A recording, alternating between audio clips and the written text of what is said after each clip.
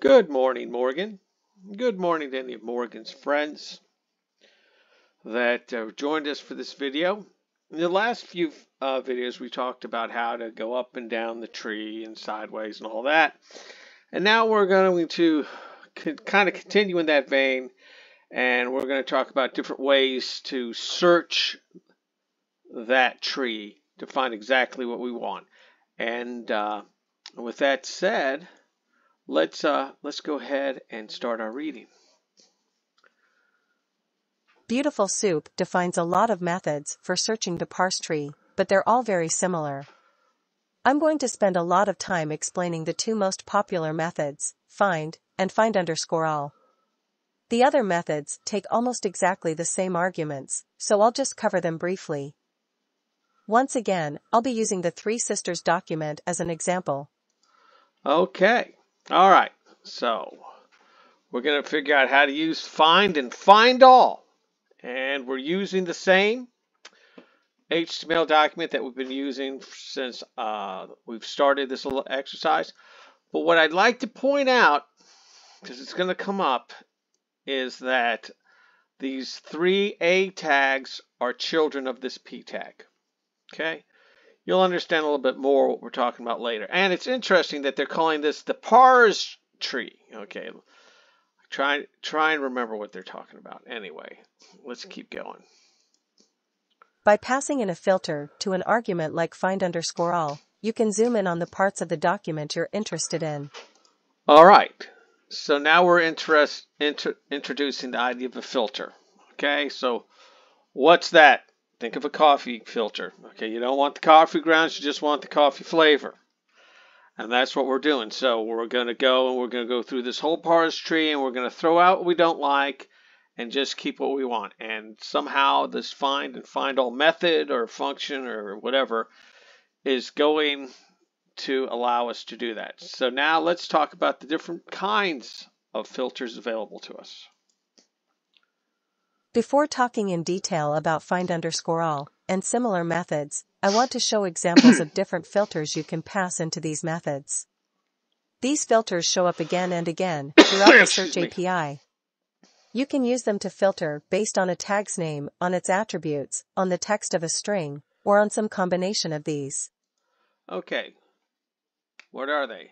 A tag, an attribute, or the string? All right, let's talk about the string first. The simplest filter is a string. Pass a string to a search method and Beautiful Soup will perform a match against that exact string. This code finds all the B tags in the document. Okay, is that true? If we go to the top, where are the B tags? There's a B tag there. Where's another B tag?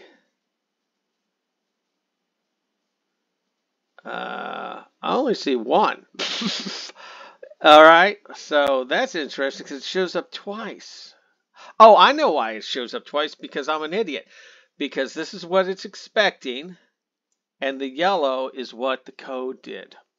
I'm sorry, I'm a little slow today. Let's keep going. If you pass in a byte string, Beautiful Soup will assume the string is encoded as UTF-8.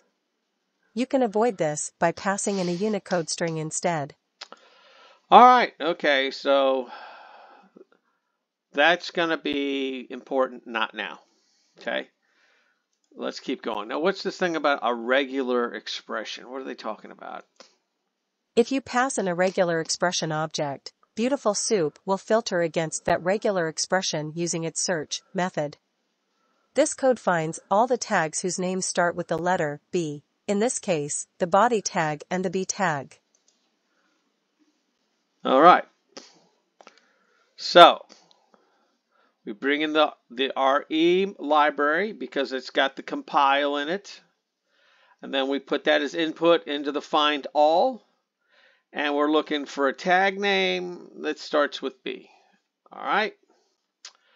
And this is what the manual tells us to expect. And sure enough, that's exactly what we get. Now what's this? This code finds all the tags whose names contain the letter T. Oh, Oh, so in here, you use that little doohickey to look just for the one in the front. And in this, you're looking for anything that has a T in the tag. Okay? All right. And a list. How can we use lists? If you pass in a list, Beautiful Soup will allow a string match against any item in that list. This code finds all the A tags and all the B tags. Soup. Okay, it does, huh? Okay. So we're saying, so you can tell it to pretty much look for more than one thing. Okay? And this, I would think this would be because it doesn't have that little doohickey, that it would work for any A or B in the tag. And since there's no A or B in HTML or title or body, well, wait a second. No, if it's a B, then the body should show up. But it's not. All right. Okay. That's interesting. That's a little kludgy because it doesn't match the pattern of this find all. Oh, they put it in the compile. That might be what the problem is. Anyway, bottom line is when we run this code, it turns out exactly as you would expect. Now, what's this about a true statement? What's that mean? The value true matches everything it can. This code finds all the tags in the document, but none of the text strings. For tag in soup.find_all, true. Print tag. Okay. All right. There's the HTML tag, the header tag, the title, the body, a P, a B, a P, 3 A's, a P, and boy, that's exactly what we got. Uh-oh. Functions. This looks like it might be a little complicated. If none of the other matches work for you, define a function that takes an element as its only argument. The function should return true if the argument matches, and false otherwise. Here's a function that returns true if a tag defines the class attribute but doesn't define the ID attribute. Okay, so let me get this right. The only thing this is going to return is either it's yes or it's no, right? Okay, it's either true or it's false. Pass this function into find_all, and you'll pick up all the P tags. All right, now here's where it gets weird. Okay, so we're looking at all the different tags, and we're only care about the ones that have the class attribute, but they don't have the ID. Let's see, has attribute. Okay, so it has to have the attributes class and ID to return true. And the book says all we'll get is the P's, but that's not what happened, is it? We got the P's and then all these A's that are under this P. Why did that happen? Well, I'm going to guess that they changed something because we're running the latest version of Python. And now that A tag does have an ID because in this little piece of code here, it says that it shouldn't.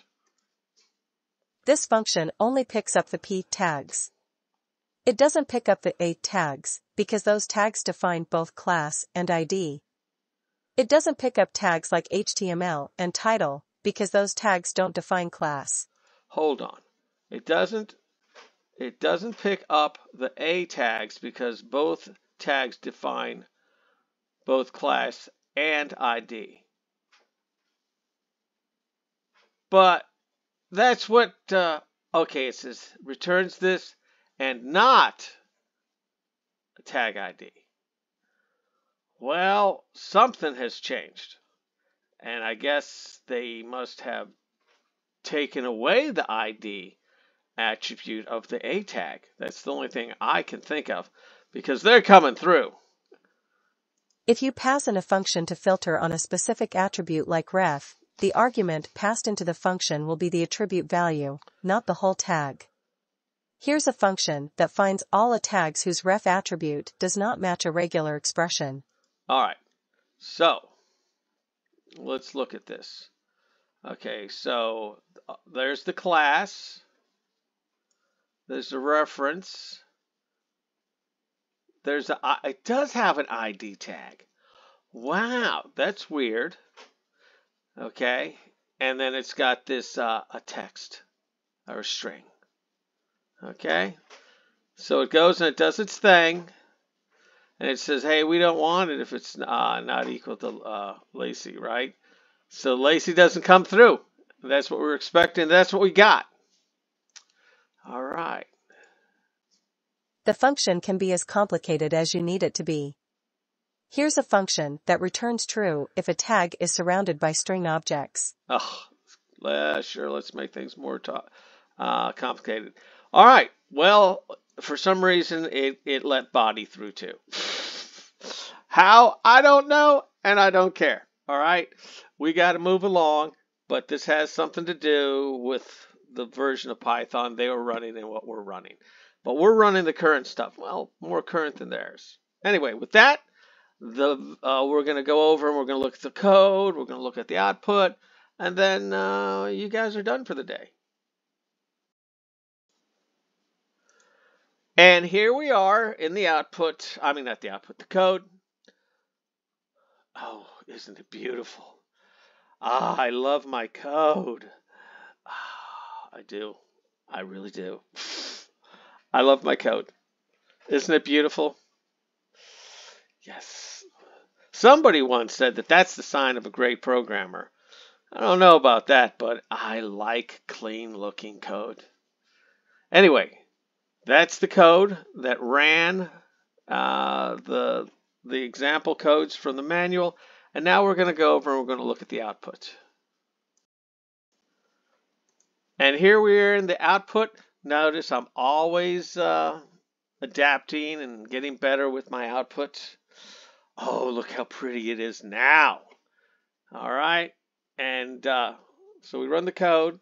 And then I take the output and I stick it in the manual when we read so we can get an idea for what's going on. Okay. There's all the A's that shouldn't be there. There's the body that's not supposed to be there. But other than that, you know, it came out like we were expecting. Anyway, the video ran a little long today. Sorry about that. You're going to get delayed running down to the park and riding your one-wheeler. But, oh well. Bottom line is the video's over and you guys can go out and have fun, but not too much fun. And with that said, we'll see you in the next video.